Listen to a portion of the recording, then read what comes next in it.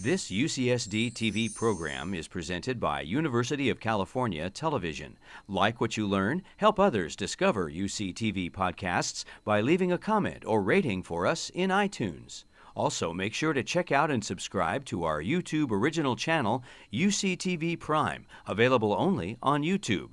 This UCTV podcast is sponsored in part by Audible.com, your destination for the widest selection of digital audiobooks available, including many by guests you've seen on UCTV. Audible.com is offering UCTV viewers a free 30-day trial subscription and one free audiobook download. Just visit audibletrial.com/UCTV to sign up, and thanks.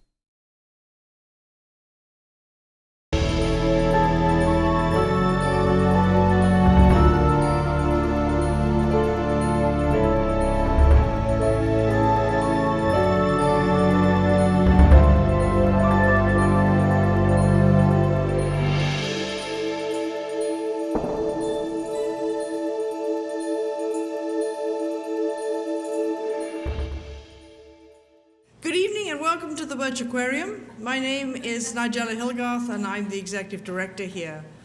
It's really a pleasure to welcome you to the latest Jeffrey B. Graham Perspectives on Ocean Science lecture. And tonight it gives me great pleasure to introduce our wonderful speaker, who is Martin Tragueres. And he got his diploma at the University of Buenos Aires in Argentina, and his PhD in Canada at the University of Alberta.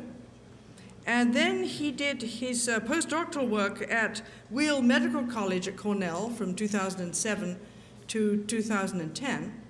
And then in November of 2010, he came here to Scripps Institution of Oceanography at UC San Diego, and he is an assistant professor at Scripps.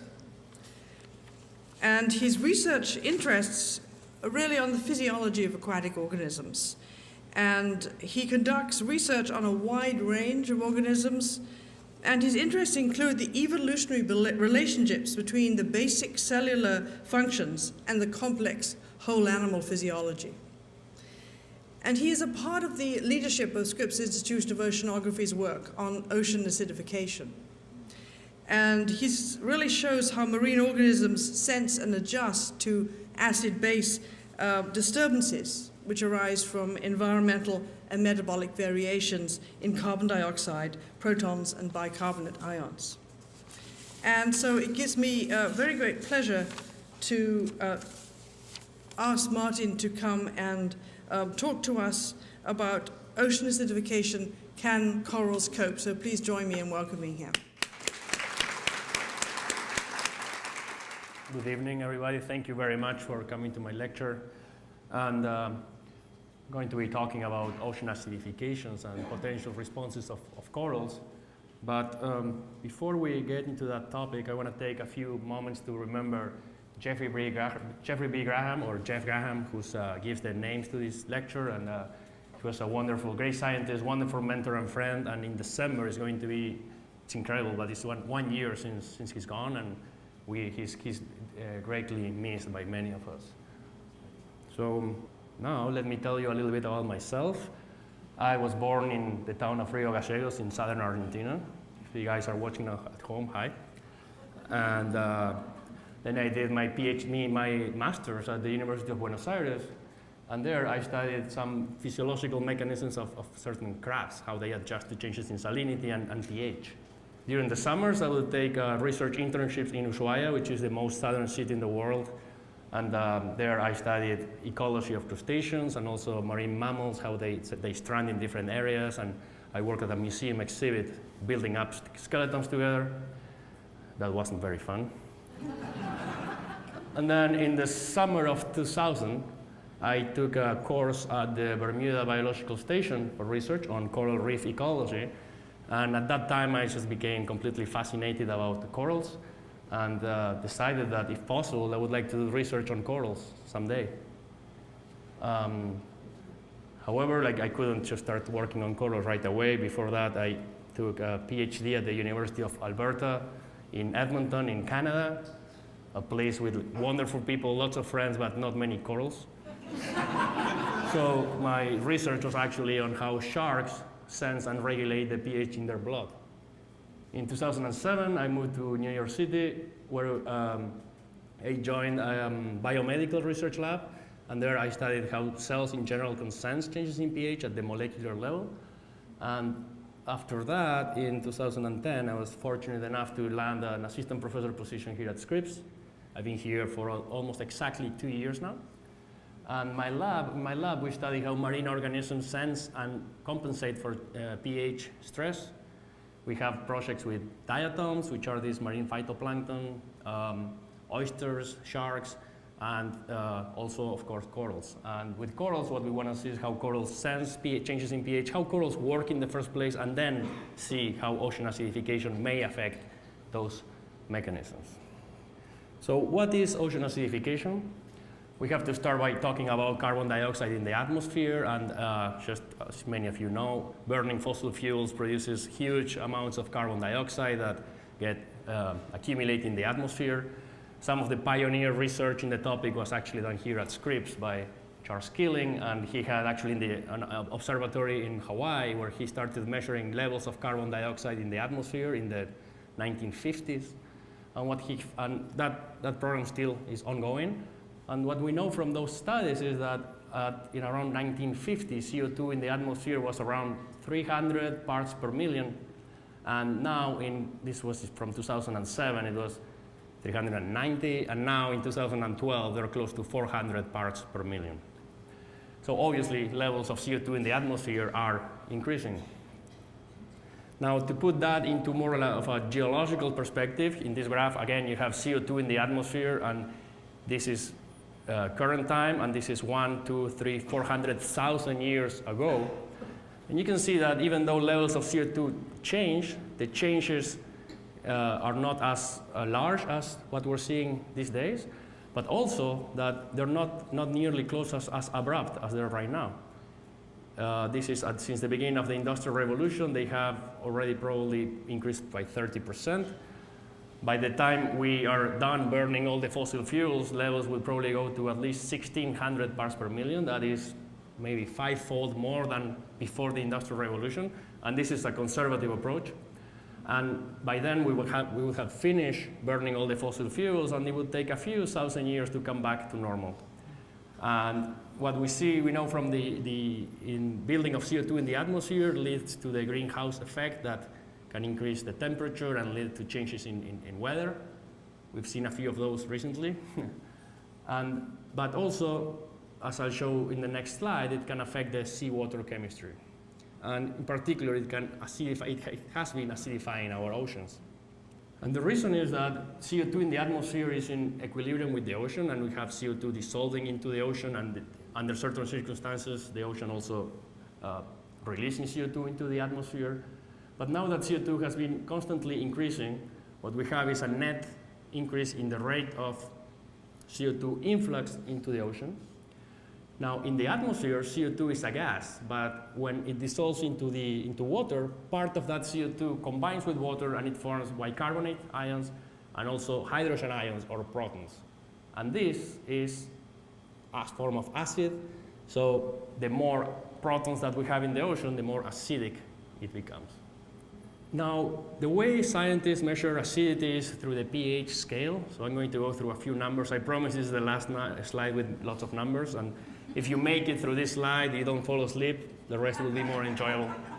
But just pH, you're probably familiar with pH because you've heard like the pH of the skin has to be at a neutral pH in order to be optimum, and pH of your stomach or pH of many other areas in the body.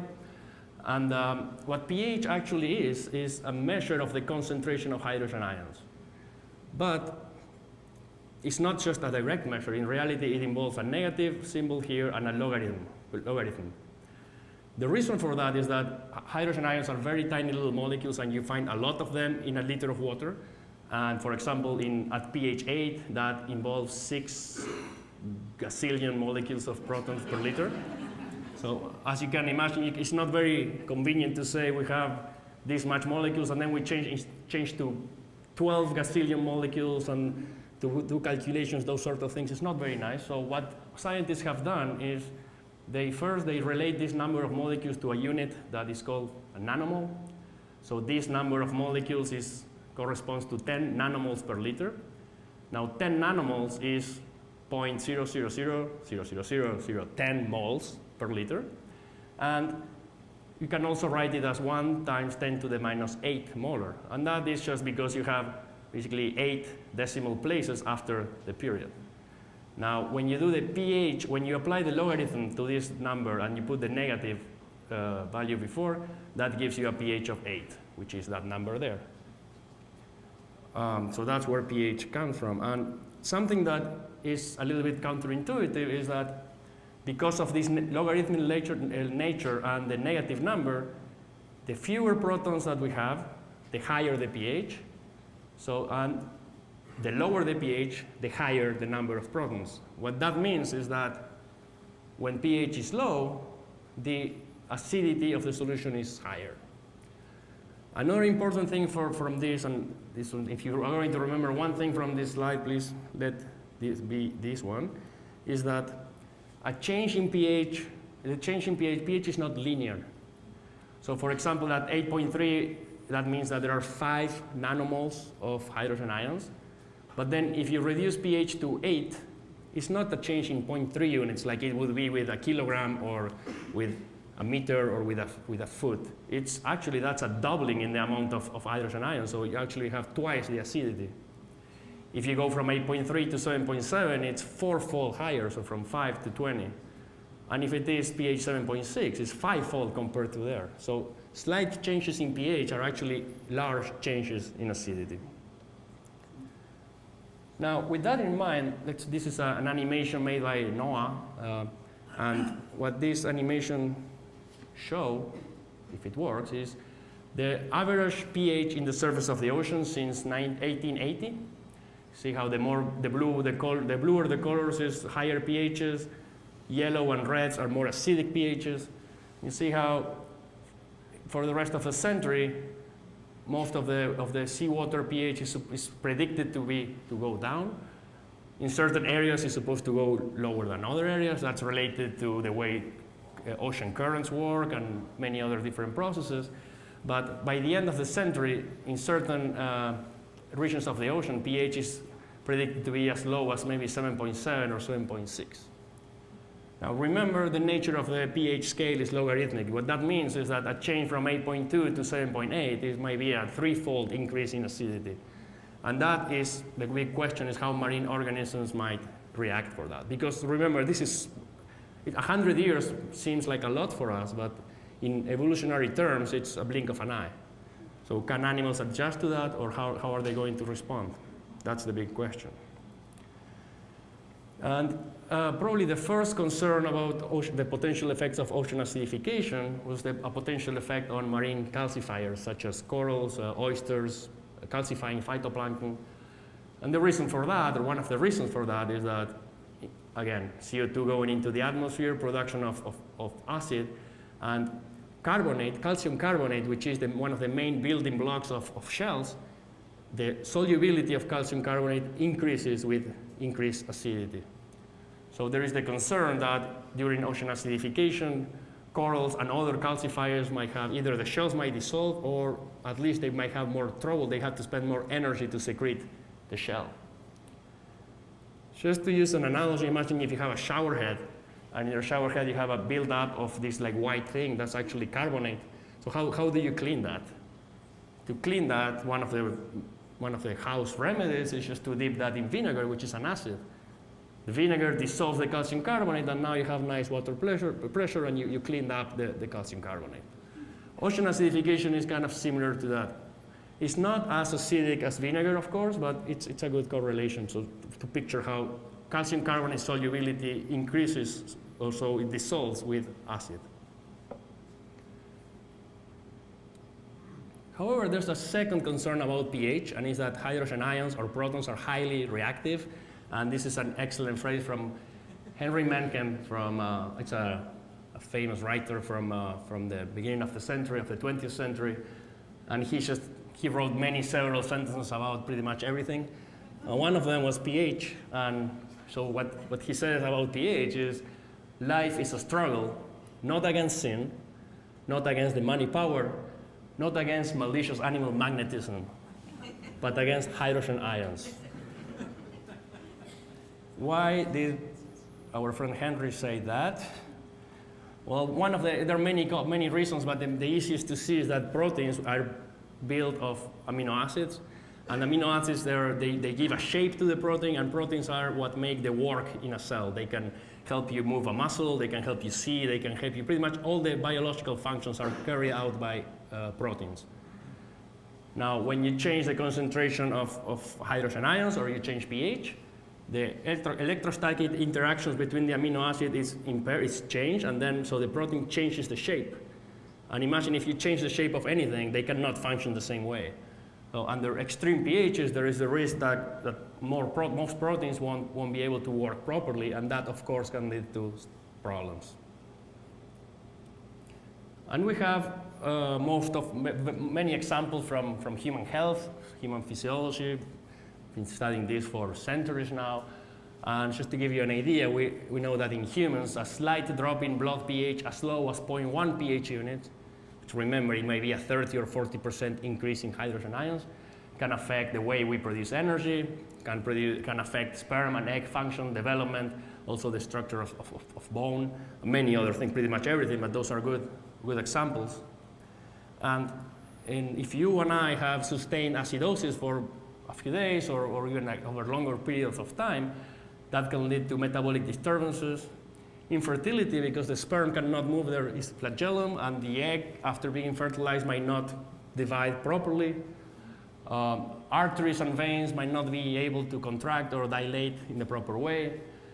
Kidney disease, it can lead or be associated with certain types of cancer, diabetes, mental retardation, tooth decay, osteoporosis, and pretty much everything you can imagine, depending on the magnitude of the pH stress.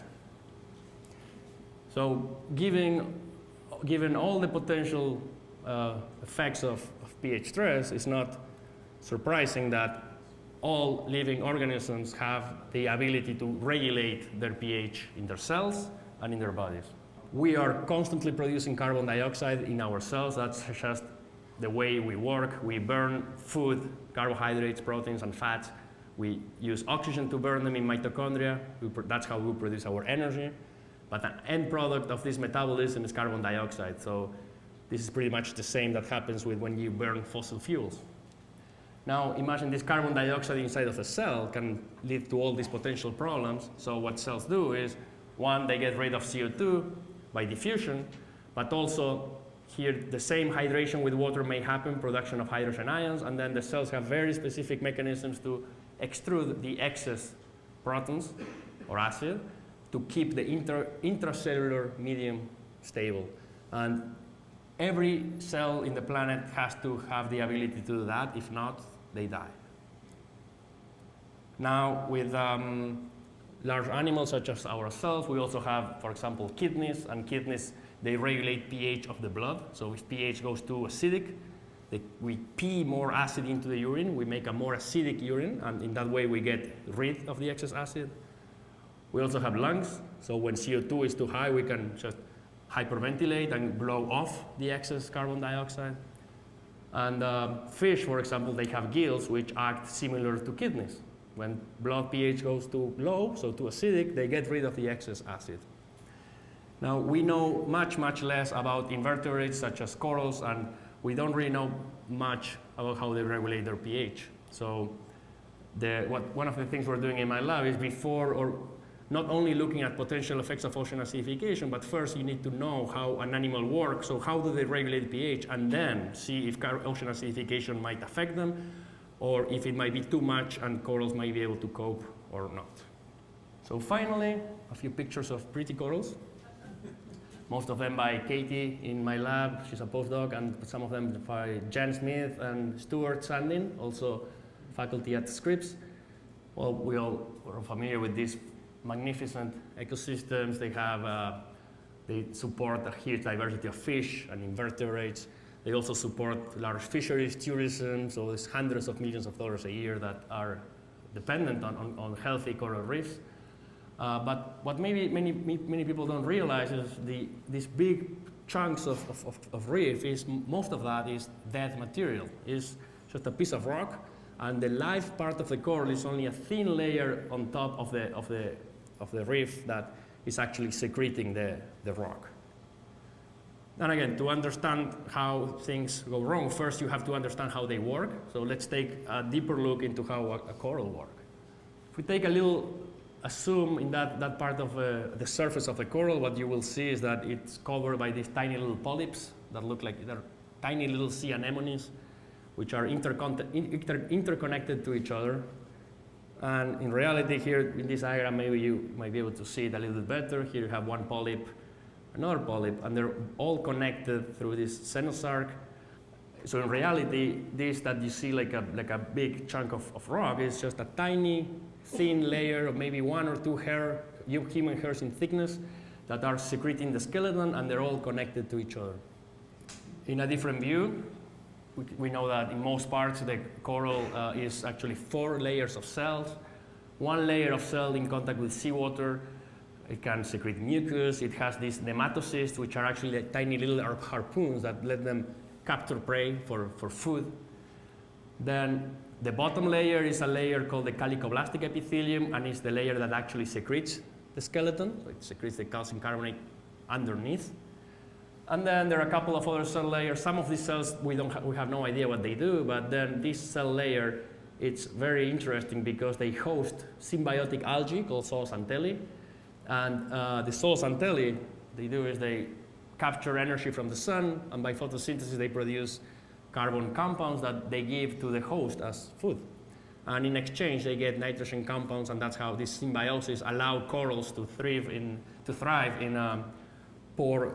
nutrient-poor waters in the tropics. So now to do a recap of how ocean acidification can affect corals, we have at least 3 different things. Something that is very important is that we have corals that secrete the skeleton, but also we have dead coral that is just a stone. It doesn't have any live tissue on top, but it's also very important because it keeps the whole reef together.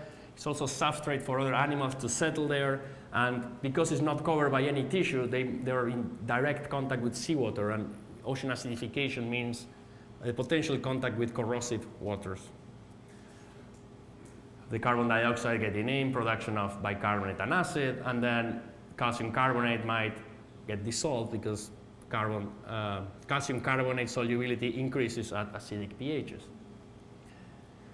This part of the skeleton, you might think, well, maybe it's not a problem because it's covered by the epithelium. However, one thing that we know is that corals, like us, like every animal, they are producing carbon dioxide, and this carbon dioxide they're getting rid of that by diffusion, and also they're spending some energy to get rid of the excess acid to the seawater.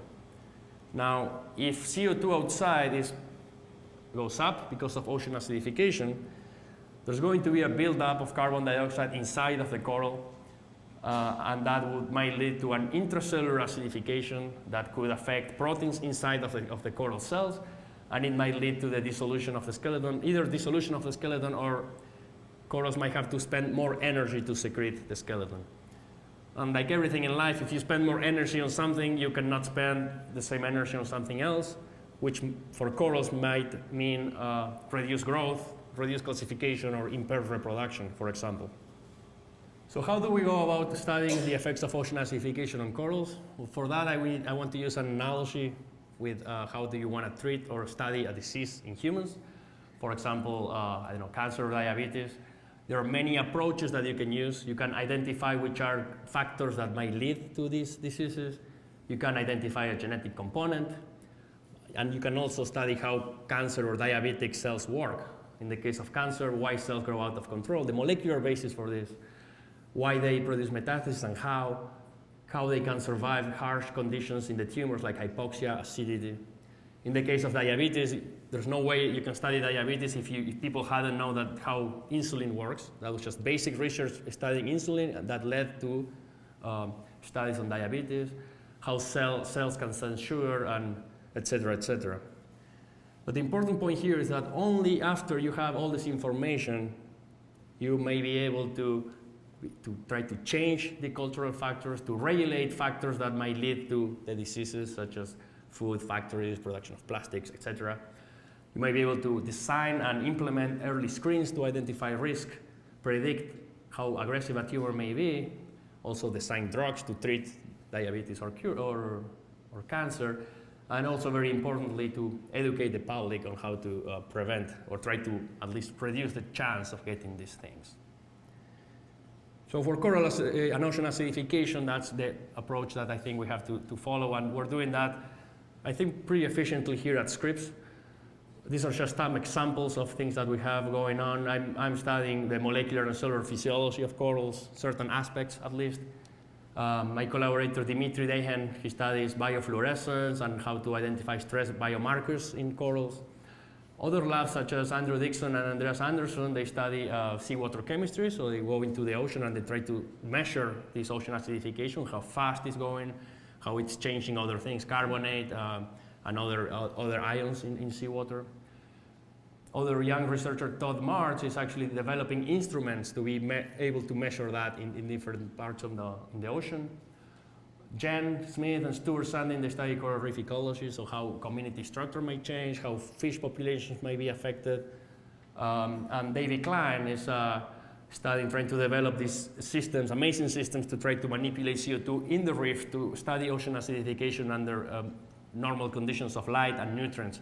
So it would be a really excellent model to complement studies in the lab with studies in the field.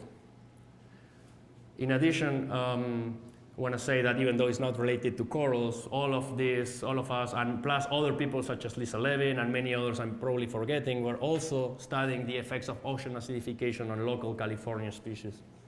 So let me tell you a little bit about my research, which recently got a grant from the National Science Foundation to study ocean acidification, how corals sense changes in CO2, and some of the physiology. This grant, we only started doing work in August, so we still don't have many results, but I'll show you some of the things we're planning to do. The project is together with Dimitri Dehen, and it also Katie Barrett is a postdoc who had his own postdoctoral fellowship, and all this combined is about $1 million for 4 years. The project also involves 2 PhD students, Megan and Lauren, who are studying signaling of CO2 and maybe oxidative stress and metabolism. 2 master students, Jason and Jenny. And also, even though it's not directly related to corals, we have Janae and Lara who study similar things in sharks. In addition to that, we have developed collaborations with the Weill Cornell Medical College, the Scientific Center in Monaco, and Rutgers University, and they're going to help us test some of our findings in their systems. They're very well, each of them are experts in their field. The Weill Cornell Medical College will help us develop drugs in order to test and investigate coral physiology. The Scientific Center in Monaco are probably the leader in coral reef physiology for decades, and they're going to help us investigate the effect of what we find on calcification. And the same as Paul Falkowski at Rutgers, who they have developed these cell cultures that will be very helpful to, again, test our findings in their systems. But by getting all these different experts, that means that we don't have to develop every single thing. We just do our thing, which are, we study intracellular pH regulation and cell signaling, and then the other experts, they can use that in many other different experiments. So one of the things that we have been doing is, in order to study cell biology, it's very useful to be able to develop cell cultures. Just imagine to work with corals. Corals are beautiful and everything, but they're a pain to work with to study physiology, because you have a chunk of rock, and then you have 4 layers of cells. Some of them are algae, some of them you don't know what they do. So to manipulate that and understand what they do, it's good to kind of deconstruct the system and study all the components in isolation. And after we have that information, try to see how they work together. This is a picture taken in a microscope, so each of these cells is very tiny, 10 microns, so 100th of a millimeter. I don't know how much that is in inches, sorry. But here you can already see that there are different cell types. If we look at this with fluorescence microscopy, we can see that some of these cells are red, and that is due to the chlorophyll in the symbiotic algae. And a picture like the shot of the same thing, but with the green fluorescence, we see that other cells they glow in green. And if we put all of that together, it's a merged image of everything, we see the zooxanthellae, which are actually inside cells from the host. We see cells that express this green fluorescence, but we also see other cells that they vary in size and shape, and there are many different cell types, and by having them in isolation is that we can maybe identify what each of these cell types do. We have been able to keep these cells in culture, so remember we're dispersing these cells from the coral and having them in a petri dish, and here we show day 1, day 3, but we kept them for up to 2 weeks. And what this allows us to do is to manipulate CO2 conditions outside in a very precise manner, and we can see how if different cell types respond in a different way. For example, if their pH inside of the cell changes differentially in one cell type over the other one. Another thing we can do is we can use a machine called a flow cytometer, and the flow cytometer detects cells with, for example, red fluorescence, and it puts them in a little tube. Cells with green fluorescence, and you put them in a different tube, and you can also tell the machine to grab large cells and put them in a third tube. And in that way you can obtain pure cell populations, and then you can use proteomic or transcriptomic analysis to see if they express different proteins. For example, and this is just hypothetical, but let's say this cell type might express cells that transport calcium or carbonate, and that is an indication that they might be secreting the skeleton. So then you can study specifically those cells. You can use these cells to see how the zooxanthellae respond to the algae respond to ocean acidification, and so on. I mentioned a few times that we measure intracellular pH, and that is maybe more complicated than you might think. To do that, what we use is these pH-sensitive dyes that they get inside of cells. Now, this is not from coral cells. We have not done this in corals yet, but we have done it in oyster cells. These cells are there are cells present in the blood of oysters, and we can take them from the oyster, put them in a petri dish, load them with the dyes, and these dyes, they have the characteristic that their color changes depending on the pH inside of the cell. And this is just a trial that we did to show that the dye works. What we'll see is that at a certain point, the color changes to a darker blue color, and we know that that represents a change in pH inside of the cell of about 0.3 or 0.4 pH units. This is just, we're testing the system just to show you that how the dye changes in color, but what we're planning to do is do similar experiments in corals and change carbon dioxide outside to see, number 1, how much intracellular pH changes, and number 2, if the cells can compensate for that change and how long it takes them. One of our collaborators is Dimitri, and Dimitri is an expert in biofluorescence, and he has been studying corals for a long time now. And it's interesting because when I first joined Scripps, just by chance I was placed in an office right next to him. I was just like talking and drinking coffee and talking about life. And we said, well, maybe one day we should collaborate. I do pH, I do fluorescence, let's maybe at one point write a grant and try to work together. Well, I moved to a different floor, and a few months later we said, yeah, do you still want to do something together? He said, yeah. So we wrote this grant and we got it. So now we're stuck together. But for me it's great because he knows about corals way more than I do, and some of the things he has been doing, he's been trying to use the endogenous fluorescence of the corals as a marker of stress. He hasn't been doing anything with ocean acidification yet, but he worked with temperature and metals and oxygen stress. And he recently produced this just amazing movie showing that here is just a regular camera, here is a camera that detects fluorescence. Normally the corals are doing their thing, and then he introduces a cold shock of about 9 degrees Celsius. And maybe here you cannot see it, but he also has a way of quantifying fluorescence, and what he found is that he can detect slight changes in fluorescence that are not visible to the naked eye. After that, he put the coral in normal temperature, and he increased the temperature by about 5 degrees, which is known to cause bleaching, and it's known to be very bad for corals. And here maybe it's more evident how fluorescence, first it gets dimmer, something that you cannot really see with your naked eye. And then eventually, some of the fluorescence becomes more concentrated in the tips of the corals. But it's fading away from the rest of the coral, and that is something that he can quantify. And after a few days of pH stress, just the coral dies, everything bleaches, and here you see pretty spectacular how all the tissues goes away. But some of the very interesting things about this is that he is able to detect changes in fluorescence a few days before you can see it with your naked eye, suggesting that in the future we might be able to go underwater, measure that in the reef, and correlate fluorescence with how healthy the reef is. And again, he found similar results with metals, oxygen, and temperature. And part of the grant, what we want to see is if we can see something similar with ocean acidification. And even though we only have preliminary results, you can say that it's possible that that might happen. Just the caveat here is that this is just a short-term 4-day exposure, just to show that we can measure fluorescence and detect some changes.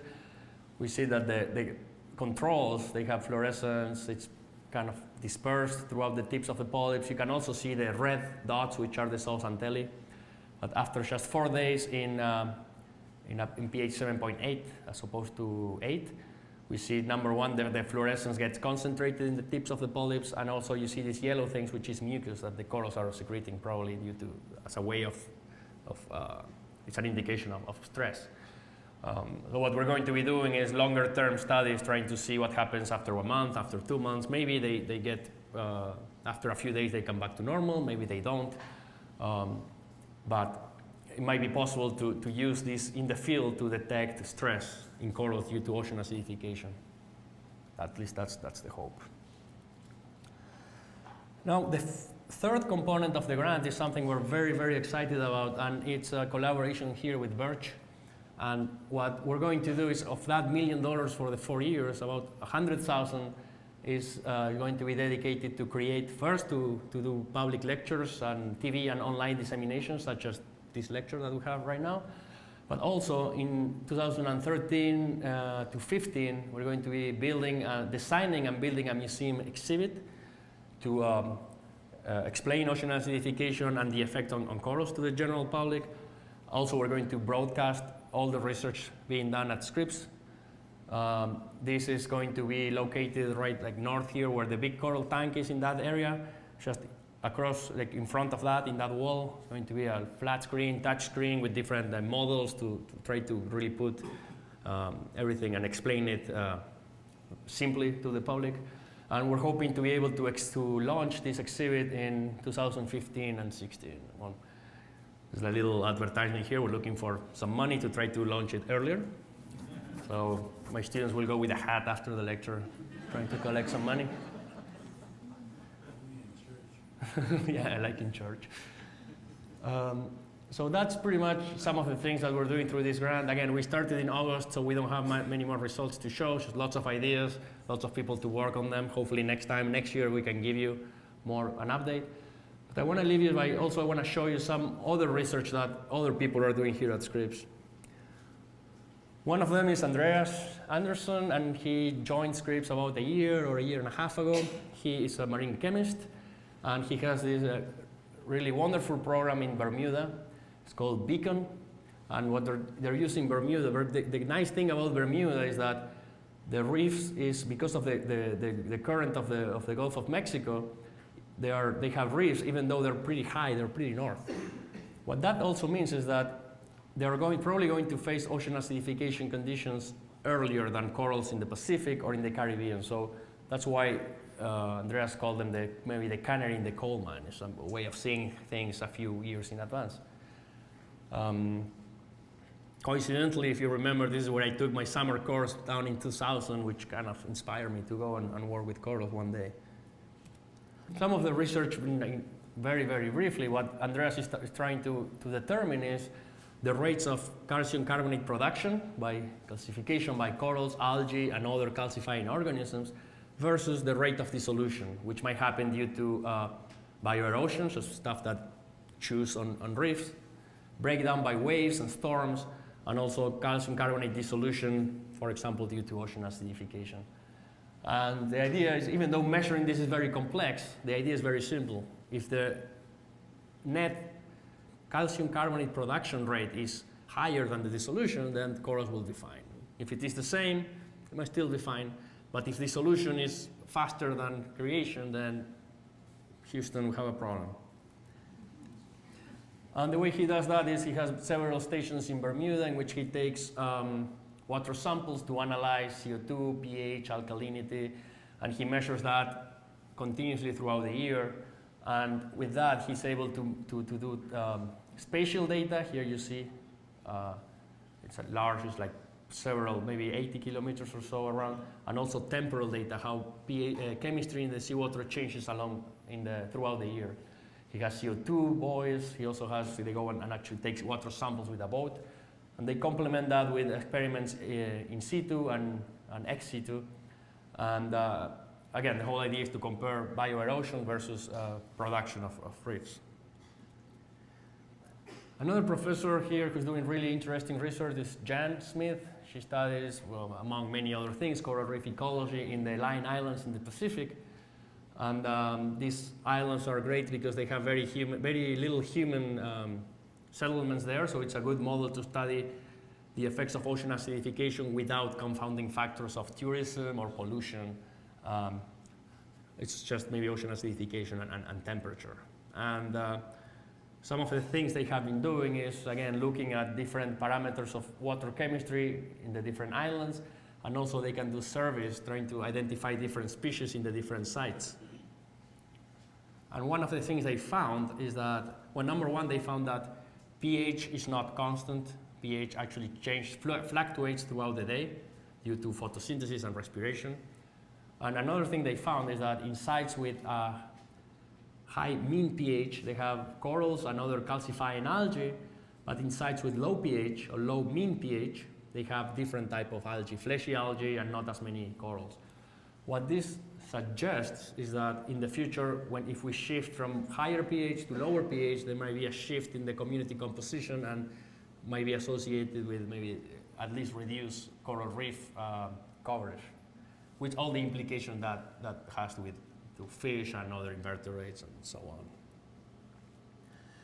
Now the last guy I want to talk about is Davey, who's sitting here in the audience. And what Davey has done during his postdoc at the University of Queensland in Australia, he designed this just fantastic system to be able to manipulate carbon dioxide on the reef. So before that, or most people, what we're doing is we do it in the lab, and that is a perfectly valid approach, but it has some limitations, like you don't have natural sunlight, you don't have natural nutrients. So what this does, this provides a way, number one, you have acidification in situ with all the other variables are intact. And number two, what he designed is, so this is the chambers that I showed you before. He has a bunch of sensors and controlling systems, and it doesn't just control pH, it doesn't just lower pH of the water. What it does it as an offset from normal pH. So if pH outside is, let's say, 8, then here one of the treatments would be 7.8. But let's say the next day pH in the water is 7.9, then in the chamber it would be 7.7. And that, in the lab, what people now are trying to do that, but by doing that and in the field, it compensates for natural variability under natural conditions of light and nutrients, and that might give us a more realistic idea of the responses of coral reef to ocean acidification. One of the things he has been working on is trying to develop these portable systems to take to Panama or the Caribbean or wherever, and have just chambers with different treatments, and it might be able also to combine ocean acidification with temperature or oxygen stress. Then this is only the first part of the project. The other part is to see the physiological responses, and that's when hopefully I will tag along and try to collaborate on that together. So the original question is, if can corals cope? We don't have an answer yet. Most likely corals are not happy with ocean acidification. We need to determine how corals work, their physiology, how it works in the first place. Also, some species of corals might react differentially compared to others, and that's something we have to know. We also have to study community development, dissolution rates and production rates. We have to be able to monitor ocean pH in different locations, in different times. And also, very importantly, we have to consider what happens when you combine different sources of stress. Because I hope I convince you that most animals can compensate for pH, but that requires energy, which is fine. We have energy and we use it for that. Now, what happens when on top of that we have stress due to temperature? Well, now we have to use energy to compensate for that, and it adds up. Well, now we have pollution, or maybe now we have more energy, and at the end, if we combine many different sources of stress, there might not be energy left for other things, such as growth or calcification or reproduction. The key here, the key thing here is first to see how each of these things affect coral physiology, and then what happens when you combine them. And after we know that, after we know the mechanisms, that might be helpful information to try to establish policies to prevent it or to mitigate the potential effects of ocean acidification. So I wanted to leave you here. This is my lab. Thank you to Dimitri, NSF, the Birch Aquarium. This is my email address. If you want it also, I can give you a card if you're interested. Thanks to all the students and postdocs in the lab, and I'll be happy to answer any questions you might have.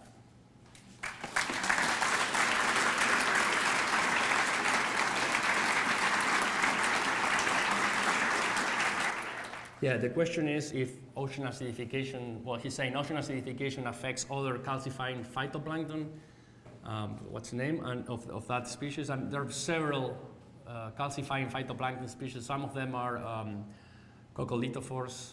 There are these weird algae. Foraminifers is another one that also they produce a lot of calcium carbonate. And then there are also these tiny animals called pteropods, which are actually mollusks, which their shell is also made of calcium carbonate.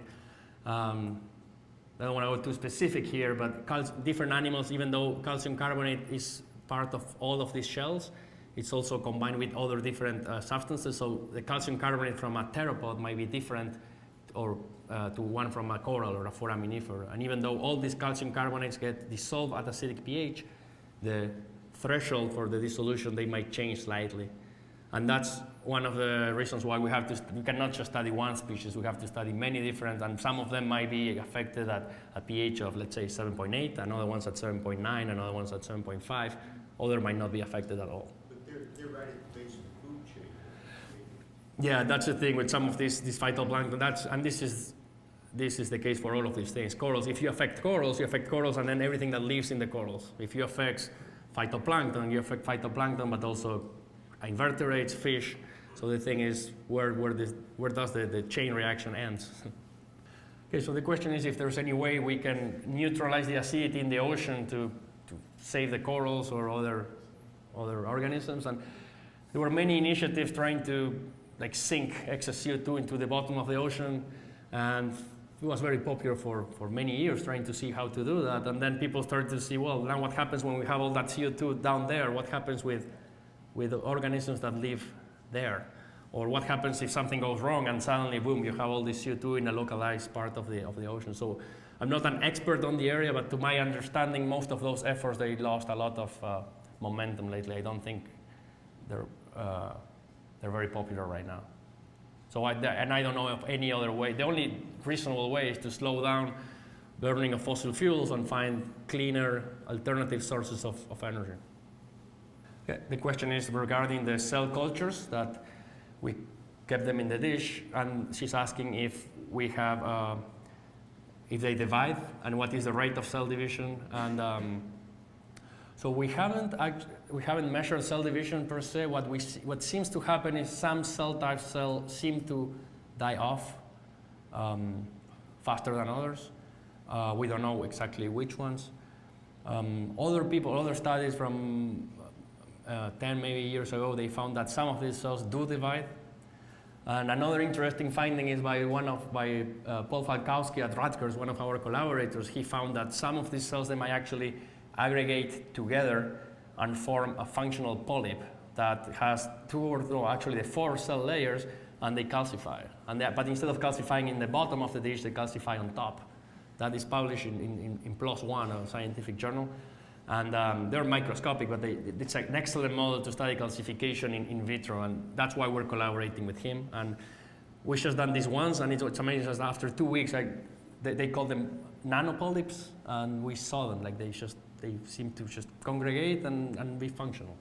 with salts and telly or without them. And so, yeah, we'll see in the future. We hope to use those in the future and characterize them in more detail.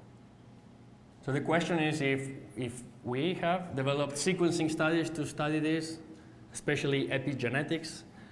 So first, with sequencing study here refers if we can quantify, for example, mRNA or proteins to see what proteins are expressed in the different cell types. We have not done that. We expect to do that in the future. And the epigenetics question is very, very good question, very specialized. But basically what it means is that sometimes you can just, let's say you have a coral exposed to ocean acidification or any other stress. Some things might block certain parts of the DNA and prevent certain genes to be expressed or other genes to be expressed more. And you might be able to follow that in the next generation. That's called epigenetics. And to my knowledge, nobody has done that in corals yet. But it's something that we'd love to do in the future. But the thing with coral physiology is that it's like we are here and what you're talking about is there. And I would love to do that, but first we have to do all of this. Yeah. So the question is if working with certain rocks in the desert, supposedly some of them have they were formed when CO2 in the atmosphere was 7,000 ppm.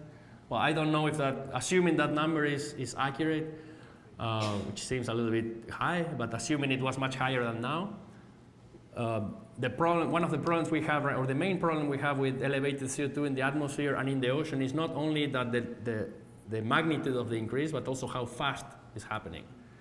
It's not the same to build up from here to here over 100 million years, which gives time to organisms to adapt maybe and to the new conditions, than to doing the same thing over 100 years. So I don't know if assuming that number is accurate, it's a different scenario compared with ocean acidification because presumably those levels it took a long time to build there and then they remain stable for many hundred millions of years. I don't know if I'm answering your question. Basically, I don't know. So the question is, if there are any models or speculations on mechanisms that might allow organisms to adapt and cope? So that's again, good question.